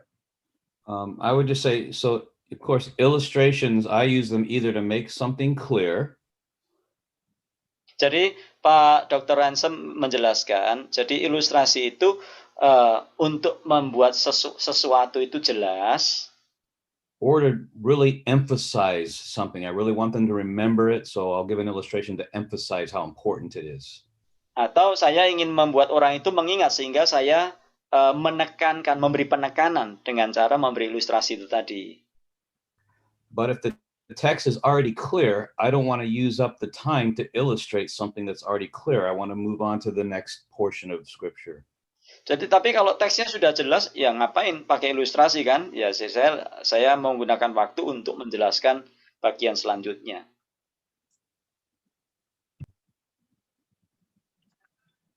Itu Pak David. Yeah, the third question. Yeah, the next question. What is the right portion? Yeah, let me translate to Indonesian first. Ya. Seperti apakah atau seberapa banyak bagian atau porsi dari introduksi? Jadi porsi yang benar untuk pembukaan itu seberapa? Jadi keduanya tentang waktu dan panjangnya naskah atau teks khotbah. Jadi berapa panjang? Saya membaca buku, dikatakan di situ bahwa pendahuluan bisa mencapai sampai 30 hingga 50%. Introduction can take about 30 in introduction. Maksudnya gimana? That the Dari current sermon standard maksudnya mungkin. lesson, Sermon. would you like to I answer? think it's she read a book and it says that introduction can take about 30 to 50% of the text of the sermon. Yeah, I can respond to this one, John, unless you want to say something first. Ya, No, Dr. Karl akan please, go ahead, menjawabnya. please. Yeah,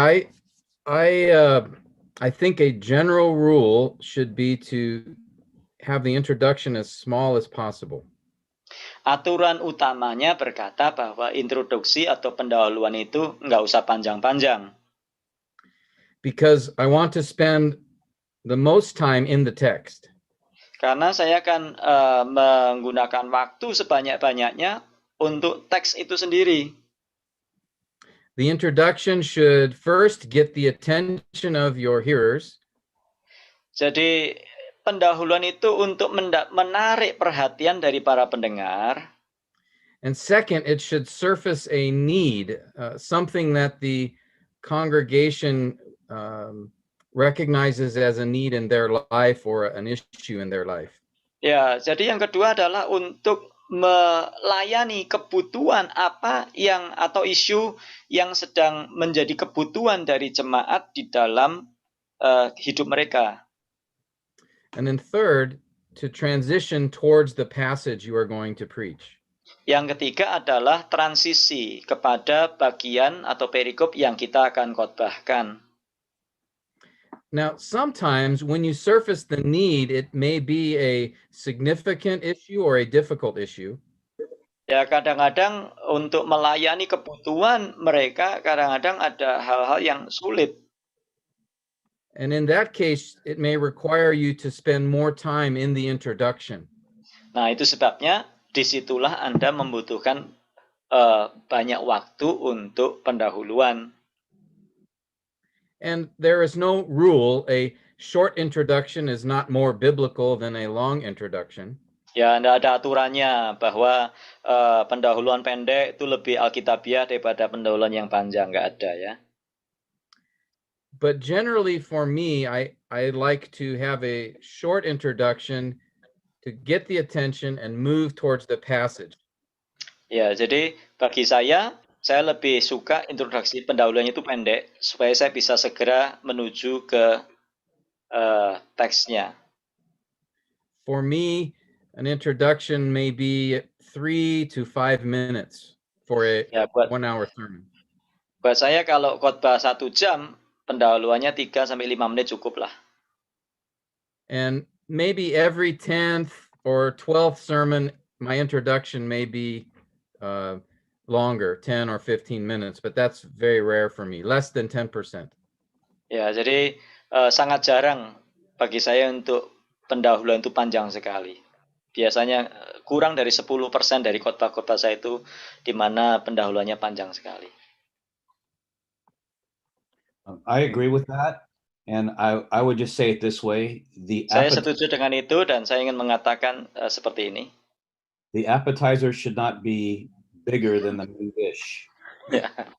Appetizer, makanan pembuka, harusnya nggak lebih besar daripada makanan utama.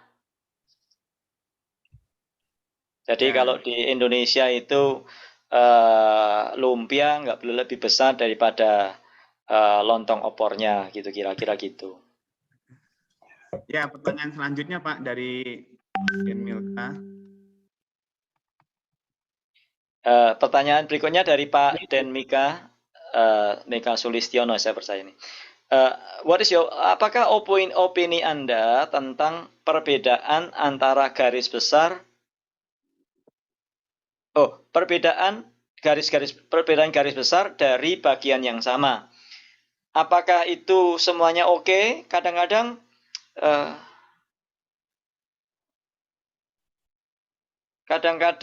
apa ini? Or the doing of apa ini maksudnya? I Or the think it's doing two of questions. Yeah, two. but we are weak in how.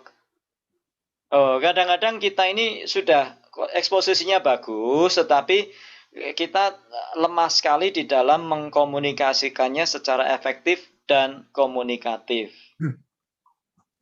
So, I think he meant this way. Sometimes our exposition is good, is excellent, but somehow we are not able to communicate it effectively or excellent way. I believe that he meant this.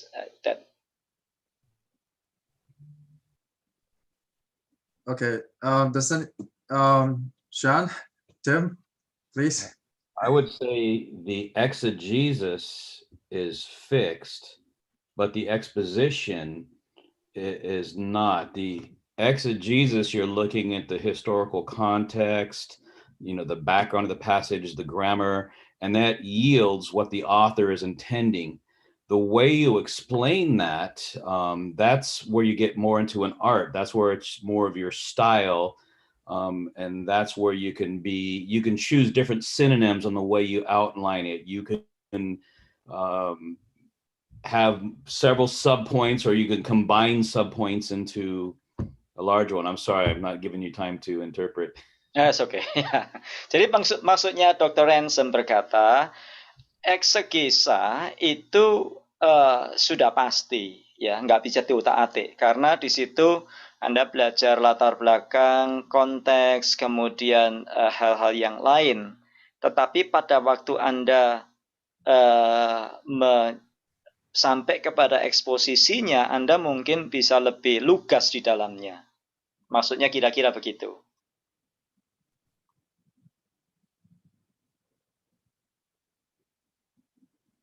Oke. Were you done, Sean? Yeah, sure. I could go on and on and on. I think that's sufficient. Yeah, Ini I think with outlines, there are also different kinds of outlines. Ya, dengan garis besar ada beberapa jenis garis besar. Some outlines may just be statements of the truths in the passage. Jadi beberapa garis besar mungkin bisa hanya merupakan pernyataan dari kebenaran dari perikop atau bagian itu. But sometimes you might make your outline more directed towards your hearers. Tapi kadang-kadang Anda membuat garis besar Anda itu lebih langsung kepada para pendengar Anda. For example, you may have one sermon point which says, God deserves our worship. Misalnya, Anda mungkin berkhotbah tentang Tuhan layak menerima penyembahan kita. Or you could change that and make it, you should worship God. Tapi mungkin Anda bisa mengubahnya, Anda harus menyembah Tuhan. So there are different ways to express an outline point. Jadi ada cara yang berbeda untuk menjelaskan garis besar, suatu garis besar. But it should definitely find connection to the text, of course. Tapi harus diingat, harus berhubungan dengan teksnya. Let me ask to that. That's very good. Yes, if your outline is different from the text, then it's not acceptable. It's wrong, right? Jadi kalau garis besar Anda itu beda dengan perikop atau bagian Anda, maka itu adalah hal yang nggak bisa diterima. some mistakes, some variations are small, it's acceptable. Ya, beberapa variasi is oke lah, bisa diterima. But Tapi some, kalau garis besarnya jelas berbeda, ya salah lah. but some is wrong, so you gotta change it. Ya, hal-hal yang salah harus mengubahnya. For example, the most common mistake that I see students make is that they make a sub-point, an outline point to be the main point.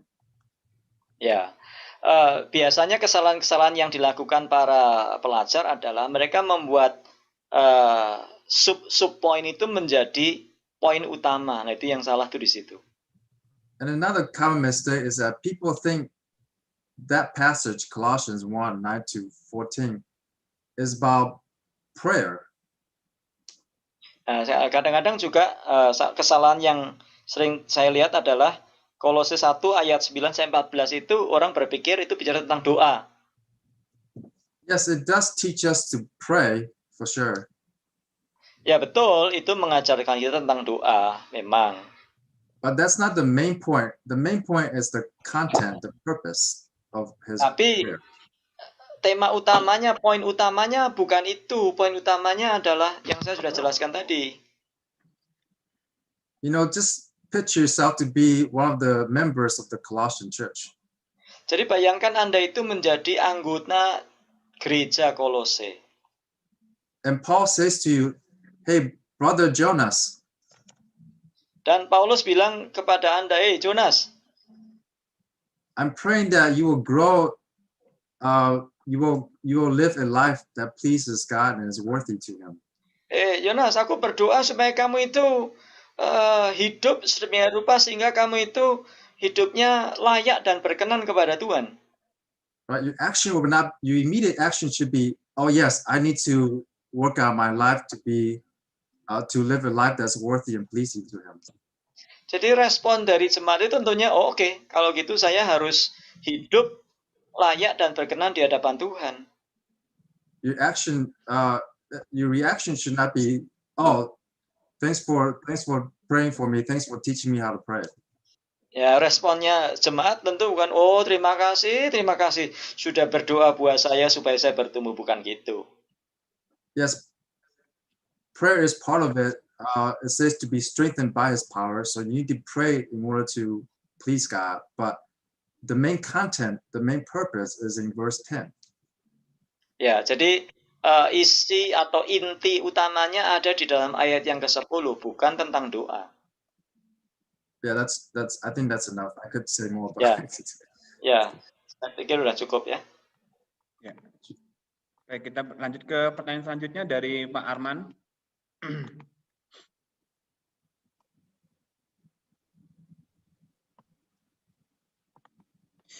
Ya, pertanyaan Pak Arman, apakah oke untuk memperkecil poin-poin di dalam khotbah karena waktu yang terbatas, in the outline order, for example. Atau misalnya dari Kolose 1:14 tadi, garis besarnya, apakah kita bisa menyampaikan outline nomor 4, nomor 3, dan nomor 2 saja? Apakah ini masih termasuk expository preaching? Artinya enggak, yang poin nomor 1 enggak usah. Ada diskon menjelang Natal. Yeah, guys, you wanna take this? Yeah. Let me answer that. Whoa. I just wait, lost the question there. Tolong, Oh, Pak, jangan oke. jangan Ya. dihapus dulu tadi. Baik.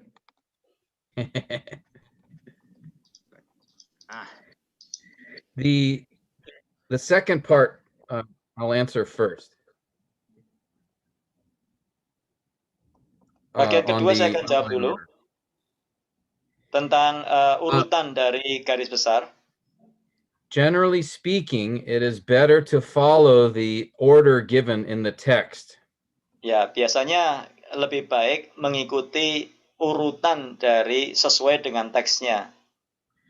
That is the order in which the author communicated his message. Itu adalah urutan di mana penulis mengkomunikasikan message-nya kepada kita. And I think it is best to follow the author's flow of thought, his order.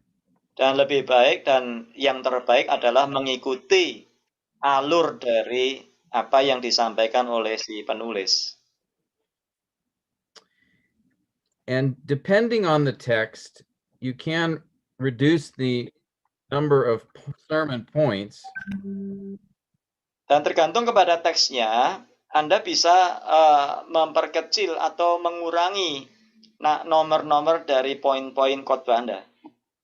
Sometimes we can combine 2 points together depending on the passage. Ya, kadang kita bisa mengkombinasikan 2 jadi 1, tergantung kepada perikopnya. But as John suggested earlier, maybe just instead of doing in one sermon, you can make into 2 or 3 sermons to cover each point. Ya, jadi John sudah menganjurkan dari mungkin bisa lebih baik dikhotbahkan menjadi 2 atau 3 khotbah. But expository preaching simply means you are explaining the passage in its context. Jadi khotbah ekspositori secara sederhana artinya adalah Anda menjelaskan satu bagian itu sesuai dengan konteksnya. And that is why it is best to follow the order that the author used. Ya, itu sebabnya sangat penting dan yang terbaik adalah mengikuti urutan yang ada sesuai dengan si penulisnya.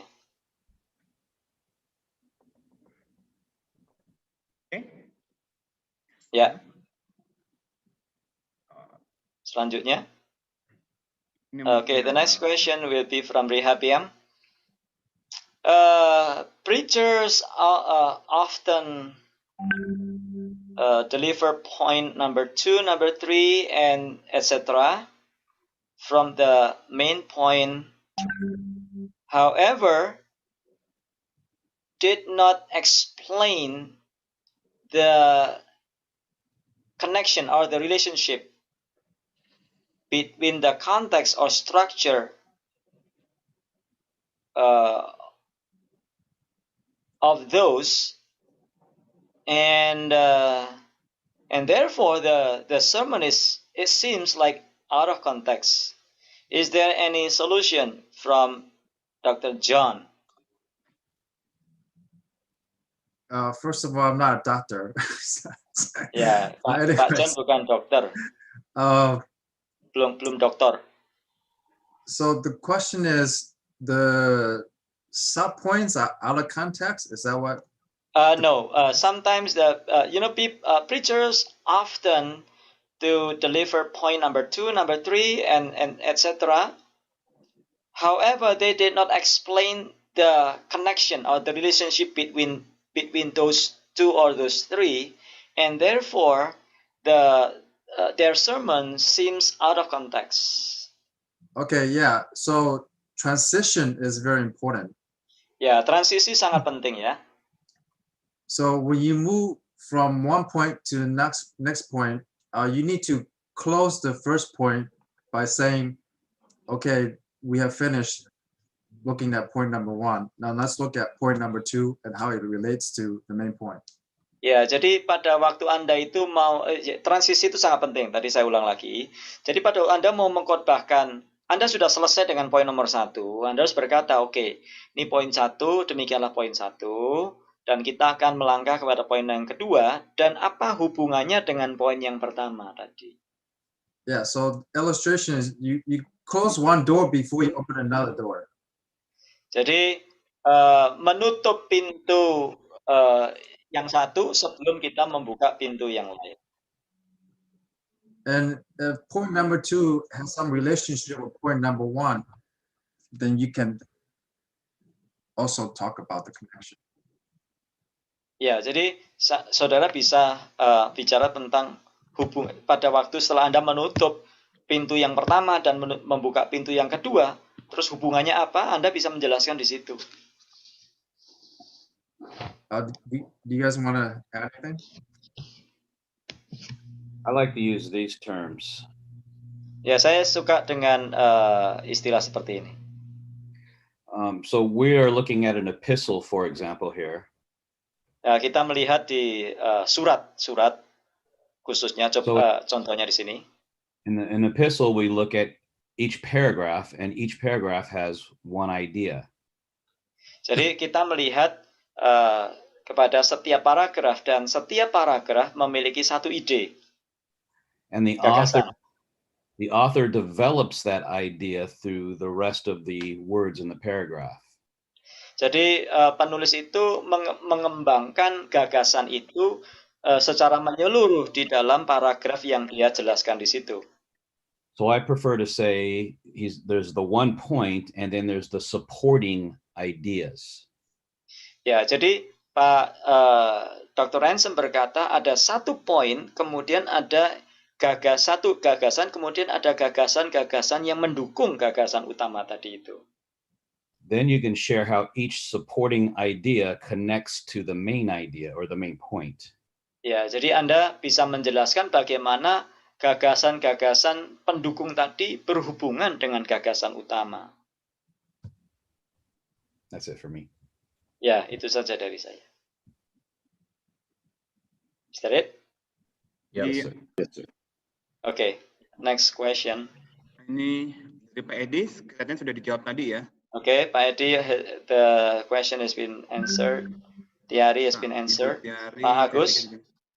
Pak Agus, nah ini mungkin apakah pembuatan proses khotbah topikal sama dengan pembuatan khotbah ekspositori?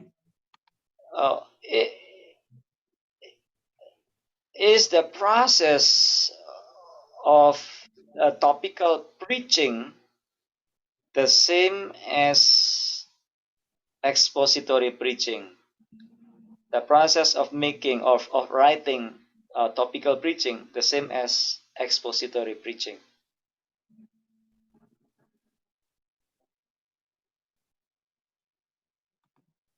Guys, want to take that? I think Anybody? it's Tim's turn. Tim's turn? Yeah, you can preach a expository topical sermon. Ya, Anda bisa berkhotbah khotbah topical expository If you are understanding each verse that you use in its context. kalau Anda memahami makna atau arti dari satu ayat sesuai dengan konteks atau di mana ayat itu dimiliki. But if you just take a word or phrase from different passages and put them together without knowing the context, that's not expository preaching. Tapi kalau Anda hanya mengambil kata atau kalimat atau ayat tanpa memahami konteksnya, terus digandeng-gandeng, disambung-sambung, cocok logi bahasa Indonesia, maka itu bukan khotbah ekspositori. Yeah, and I would add that the best expository topical preachers must be first sequential expository preachers. Ya, jadi can you say it again, please, John? The best topical expository preachers are those who are very good at sequential expository preaching. Ya, jadi orang yang berkhotbah topical expository yang terbaik adalah mereka yang memahami bagaimana khotbah ekspositori secara persekuen, per bagian. You know, if you go through a book sequentially, then you will really understand the context and the full meaning of each thought. Ya, jadi kalau Anda melihat dari satu buku per section yang ada, Anda akan bisa memahami pola pikir atau pemikiran yang ada di dalam setiap bagian itu sendiri. And so if you want to do a topical sermon, you could, every time you pluck out a thought from that sequence, you will not make a mistake. You will do it very well. Jadi kalau Anda mau berkhotbah topical expository, Anda mengambil dari bagian itu, Anda nggak salah. Yeah, for example, if you're preaching on the theology, a topic about work, Misalnya Anda khotbah tentang perbuatan. you could, if you understand the Bible really well, you could pluck out each passage and you put it together and you could create an excellent sermon on that. Kalau Anda sangat baik di dalam teologi, Anda bisa ambil sana sini dan Anda bisa khotbah dengan baik. But you must be a good sequential expository preacher first. Tapi Anda harus menjadi seorang pengkhotbah ekspositori yang baik dulu dari bagian per bagiannya. So we could go to Genesis 1 and we could look at the goodness of work, how God commanded Adam and Eve to work. Oh, jadi misalnya Anda mau khotbah tentang bekerja, Anda bisa ngambil Kejadian pasal 1 tentang Adam dan Hawa, bagaimana mereka mendapatkan perintah untuk bekerja misalnya. Then we could talk about the corruption of work because of sin enter now our work. Mungkin kita bisa menyampaikan tentang korupnya atau rusaknya atau tercemarnya pekerjaan itu oleh karena dosa yang masuk. And then we can go to New Testament to talk about the redemption of work through Jesus Christ.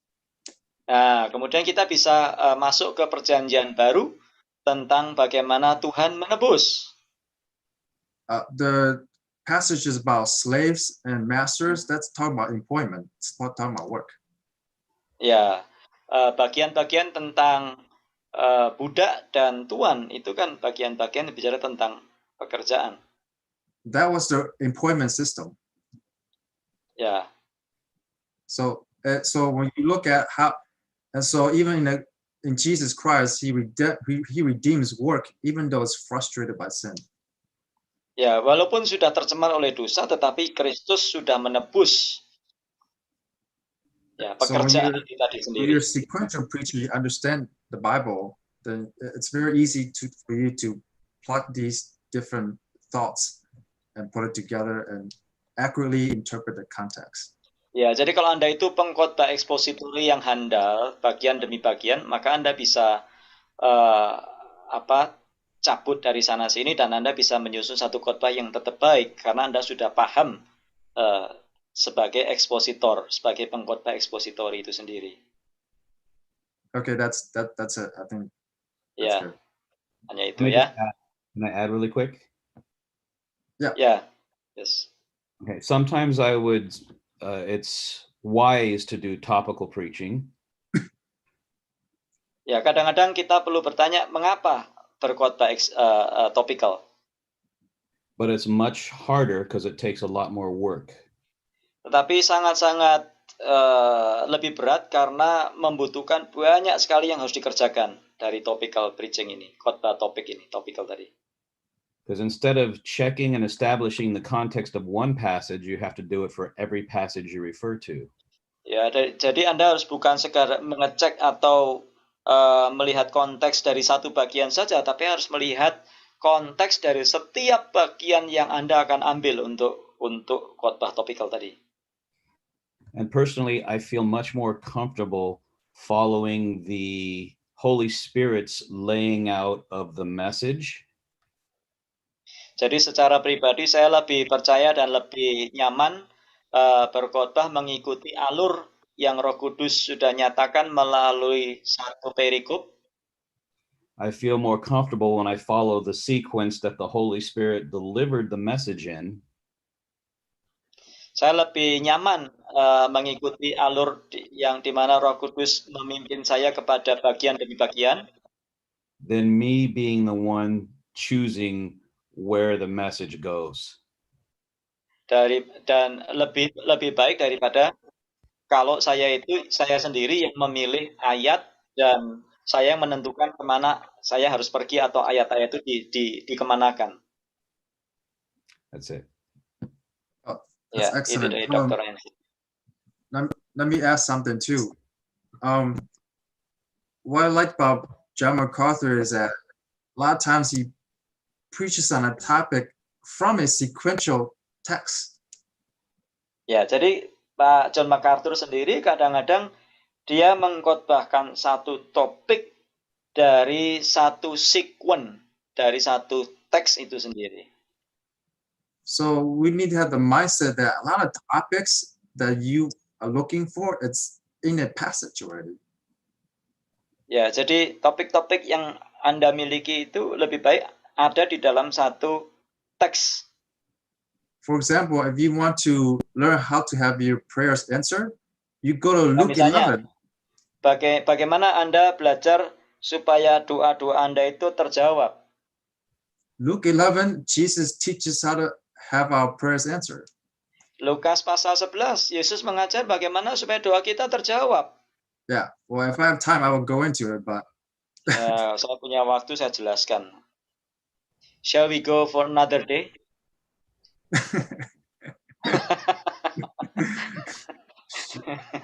yeah, sure. But yeah, Ya, that's Pak all I Adi will have. translate. Yeah. Baik, Pak Jonas, Pak John, Pak Tim, dan Pak Shen, kita sudah berada di jam 11 tepat sekarang, jadi sudah sesuai dengan waktunya. Terima Well, kasih it's untuk about 11 penjelasannya, o'clock in Indonesia now. It's time up. jawaban-jawaban yang sudah disampaikan, dan mohon maaf untuk semua peserta yang belum bisa dijawab pertanyaannya sampai dengan hari ini.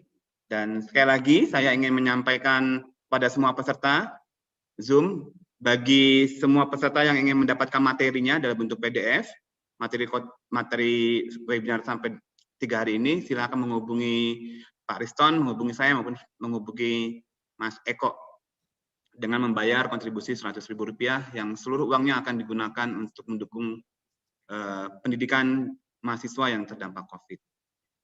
Di akhir acara ini saya ingin menyerahkan waktu ini kepada Pak Sumbut untuk menutup acara kita dan juga sekaligus doa penutup. I'd like to give this time to Dr. Sumbut to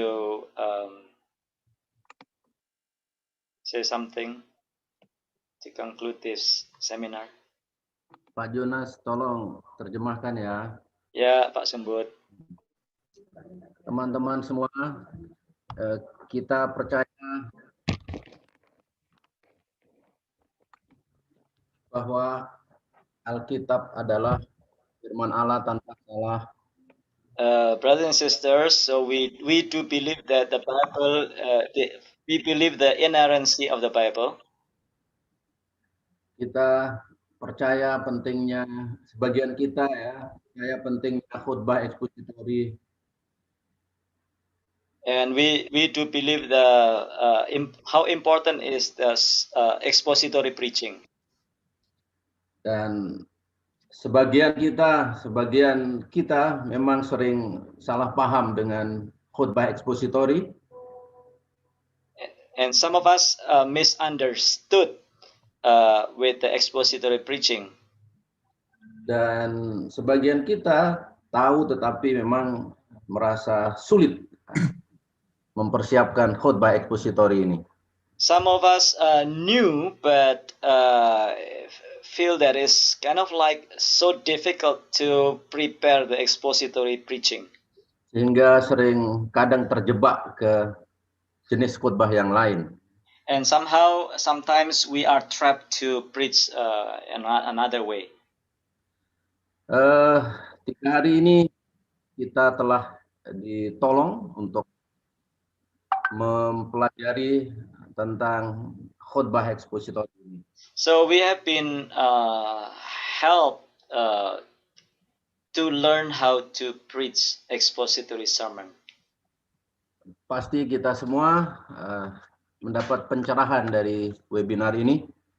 Yeah, surely we all be given enlightenment through this webinar. Terima kasih banyak kepada Dr. Shen, Dr. Karn, dan juga Pak John yang sudah jadi orang Jakarta ini. Thank you so much for Dr. Ransom, Dr. Carnes, and Pak John, who has become a Jakarta person, Jakarta man, Jakarta guy. Dan terima kasih kepada Pak Adi Thank you for Pak Adi, yang ya secara kebetulan, secara manusia ya dipertemukan ketika saya melayani di California. Somehow I met him. I met Pak Adi when I went to California. Dan ini semua karena perjuangan beliau ini, Pak Adi. Terima kasih banyak. This is all because of his effort. So we are so thankful to him, to Pak Adi Antariksa. Kami berharap bahwa webinar ini atau kerjasama ini akan berlangsung di hari-hari yang akan datang. So we hope that this webinar will also happen in the near future, Atau dalam bentuk yang lain kerjasama. or in another form of a networking. Karena ada beberapa pertanyaan untuk kemungkinan bisa bekerja sama dengan The Master Academy Internasional ini. Yeah, because there are some questions about possibility to work together with the Master Academy International. Ya, terima kasih Pak Jonas untuk dua kali. Thank you Pak Sumbut. Saya pikir ini juga orangnya yang disiapkan Tuhan. Makasih banyak. I think this is the person that God has prepared. Ya, semuanya we are so blessed. Terima kasih, Tuhan Yesus memberkati. Thank you all, God bless. Dan terakhir saya minta yang mendoakan Dr. Ransom. Okay, I would like to ask Dr. Ransom to pray to conclude this seminar.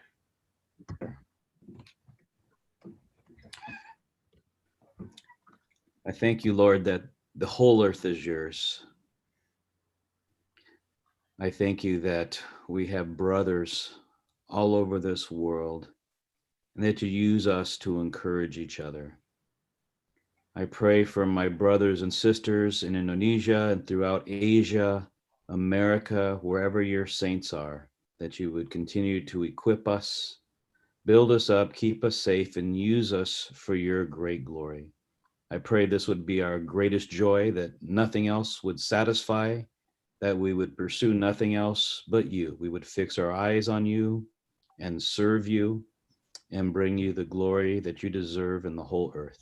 I ask this in the precious name of Jesus. Amen. Amen. Amen. Baik, terima kasih kepada semua peserta, semua pembicara, Pak Jonas sebagai penerjemah. Kita bertemu lagi di acara webinar yang akan diselenggarakan oleh STTI Yogyakarta. Kami akan kabari jika ada webinar-webinar selanjutnya. Terima kasih, Tuhan Yesus memberkati kita semuanya, dan selamat berkarya bagi Tuhan. Thank you. God bless you all. Thank you so much. Thank you, Dr. Ransom, Dr. Tim, Dr. John. Shalom, thank you. Jonas, Abra. bless. Thank you, Mr. Ransom. Thank you, Mr. Ransom. Thank you, Mr. Subut. Thank you so much for everyone. Ready? Pak Subut, terima kasih. Thank you.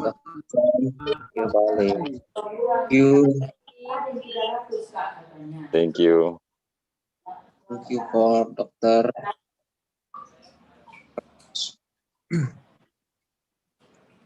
Thank you, Pastor. God bless you. Thank you, Pak Subut. Thank you, Dr. John. Thank you.